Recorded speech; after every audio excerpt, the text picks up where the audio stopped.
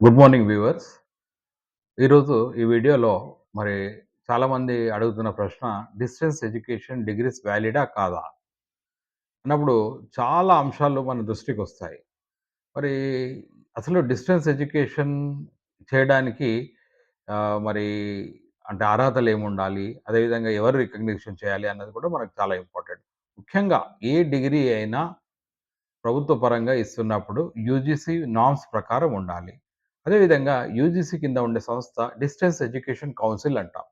డీఈసీ అంటాం. దీంట్లో మన డిస్టెన్స్ ఎడ్యుకేషన్ ఏదన్నా యూనివర్సిటీ స్టార్ట్ చేయాలంటే డీఈసీ పర్మిషన్ ఉండాలి.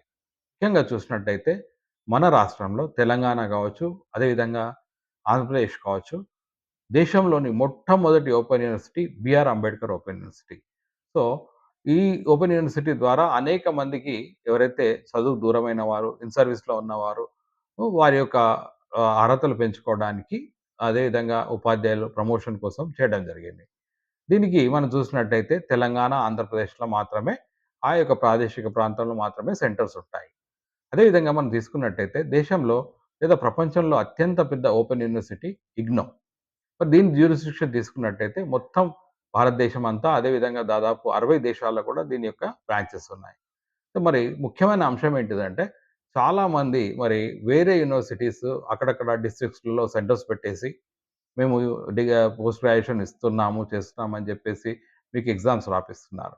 అయితే దాదాపు ఒక 10 సంవత్సరాల కింద అంటే 2013 కంటే ముందు ఎప్పుడైతే డిస్టెన్స్ ఎడ్యుకేషన్ కౌన్సిల్ ఏమి ఒక ఉత్తర్వు ఇచ్చారు. ఏ యూనివర్సిటీ అయినా తన యొక్క ప్రాదేశిక ప్రాంతం అంటే territorial jurisdiction. For example Osmania university ఉందనుకోండి. దాని కింద డిస్టెన్స్ ఎడ్యుకేషన్ సెంటర్ ఏదైతే ఉందో ఉస్మానియా యూనివర్సిటీ పరిధిలోనే ఉంటుంది. అదే Rama Reddy distance education professor Rama Reddy distance education centre Telangana మాత్రమే ఆపరేట్ చేస్తుంది. ఆంధ్రాలో అది సెంటర్ తెరవలేదు. అదేవిధంగా కాకతీయ యూనివర్సిటీకి చెందిన ఎస్‌డిఎల్‌సి కావచ్చు. తన యొక్క పరిధి ఏముంటుంది? తెలంగాణలోనే ఉంటుంది. అయితే చాలామంది 2014 తర్వాత కూడా అనేక యూనివర్సిటీస్ నుంచి పీజీలు చేయడం జరిగింది.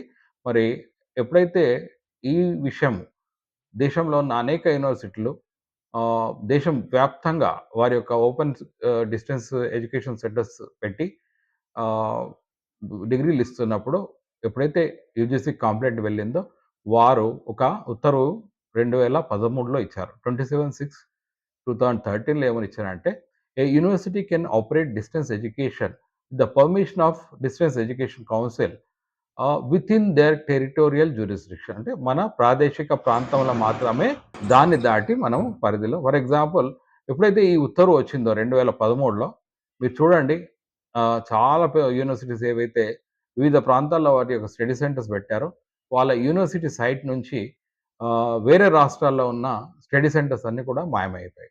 కాబట్టి ప్రతి ఒక్కరు కూడా డిస్టెన్స్ ఎడ్యుకేషన్ చేస్తున్నప్పుడు మీరు ఏవైతే యూనివర్సిటీస్ మీకు పట్టా అందిస్తున్నాయో, వాటి గురించి మీరు ముందే యూజీసీ సైట్‌లో చూసుకోవాలి. అదేవిధంగా డిస్టెన్స్ ఎడ్యుకేషన్ కౌన్సిల్ యూజీసీ సైట్‌లో ఉంటుంది. దాన్ని వెరిఫై చేసుకోవాలి. ఒకటి గుర్తుంచుకోవాలి.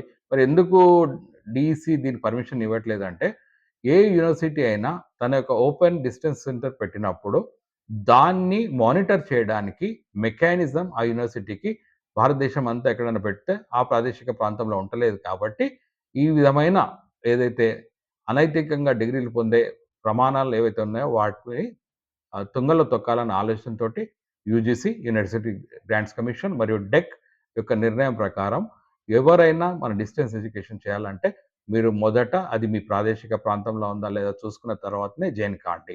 కాబట్టి ప్రతి ఒక్కరు కూడా ఈ వీడియో ఎందుకు చేయడం జరిగిందంటే, చాలామంది 2014లో తెలంగాణ వచ్చినప్పుడు మనకు ఉమ్మడి రాష్ట్రంలో 10 సంవత్సరాల అవకాశం ఉంది కదా! అంటే ఫర్ ఎగ్జాంపుల్ అక్కడ ఉన్న యూనివర్సిటీస్‌కి ఇక్కడ ప్రాదేశిక ప్రాంతంలో ఆహ్, టే డిస్టెన్స్ ఎడ్యుకేషన్ సెంటర్స్ ఓపెన్ జేయడానికి యూజీసీ ఉత్తర్వులు గాని, డెక్ ఉత్తర్వుల ప్రకారం పనికిరావు.